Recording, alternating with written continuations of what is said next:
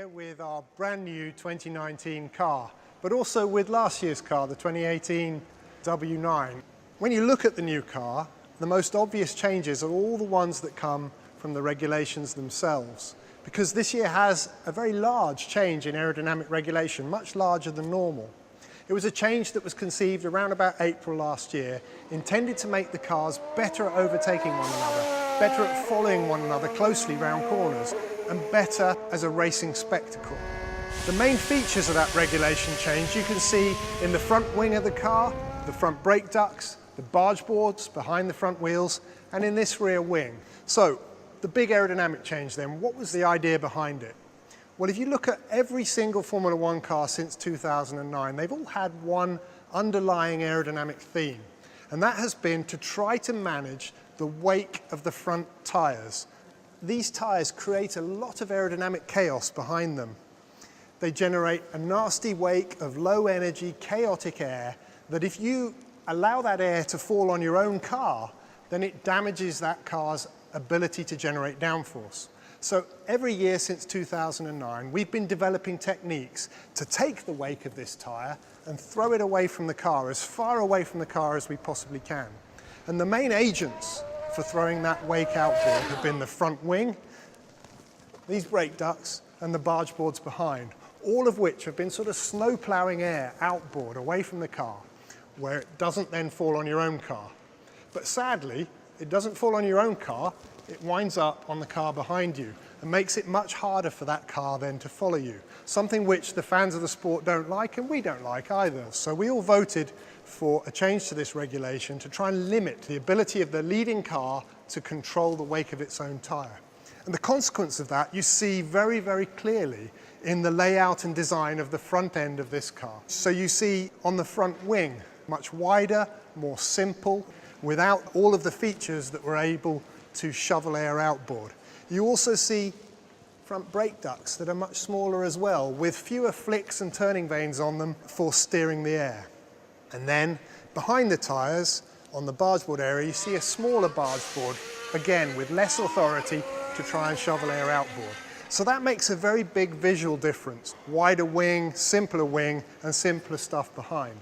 And it's been our task over the last several months to try and take the impact of that regulation in our stride, to try and figure out what we're going to do to manage the performance of the car, because we still want not to have to eat this tyre wake. We still want to get that away from our car, but the regulations have been changed to reduce the tool set that we have to try and control it. So over the last few months, we've had a breathless time in the wind tunnel, trying step by step to find other ways, subtler ways, more clever ways of managing that front tyre wake so that we can keep the performance in our car that we enjoyed the year before. But it's not just the front of the car that has seen that aerodynamic change. You'll see it too at the back, with a rear wing that is much larger. You can see if you look at the two wings side by side, this one is taller, it's wider, it's deeper. And that rear wing is like that to improve the overtaking of the car behind. Because the rear wing, although it too creates a big wake, a wake behind it that is turbulent and dirty, what it also does is it throws air upwards. It throws air upwards at an incredible rate. And that air, that dirty air, that wake is thrown up and above and over the car behind. So by making this wing taller, wider, more powerful, we actually throw the dirty air of the leading car up and above and over the trailing car.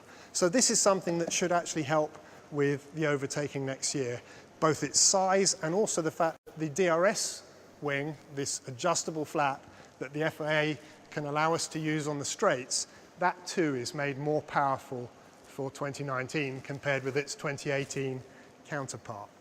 So those are the main regulation changes, but of course, as in any year, we're trying to design a car that is not just reacting to the regulation changes, but is taking every single opportunity that just straightforward physics presents us to make the car quicker.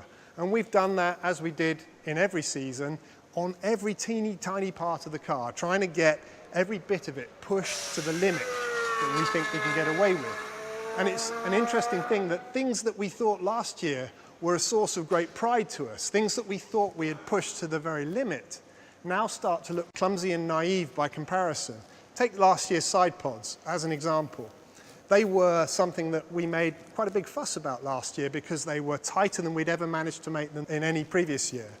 But look at these side pods, look at this bodywork, and it is just vacuum wrapped to the car in a way that we couldn't have thought possible 12 months earlier. And similarly on the front suspension, once again we've been able to lift them further on this year's car. And the same is true everywhere. If you were to take the skin off this car and look underneath it, you'd find that in every part of the car it's been just pushed a bit tighter, made a bit stiffer, made a bit lighter, and just brought more performance. All of it adding up to get us something which we truly hope will be a competitive car once we start racing. And as excited as we are about this car, and we truly are excited about it, we know too that almost every square millimetre of this one is going to change once again by the time we get to the first race in Melbourne, because the rate of aerodynamic change at the moment with this new regulation is very rapid, meaning that this launch car will do the winter testing and then be replaced by a whole new set of clothes that we will take to Melbourne and then keep developing throughout the whole year.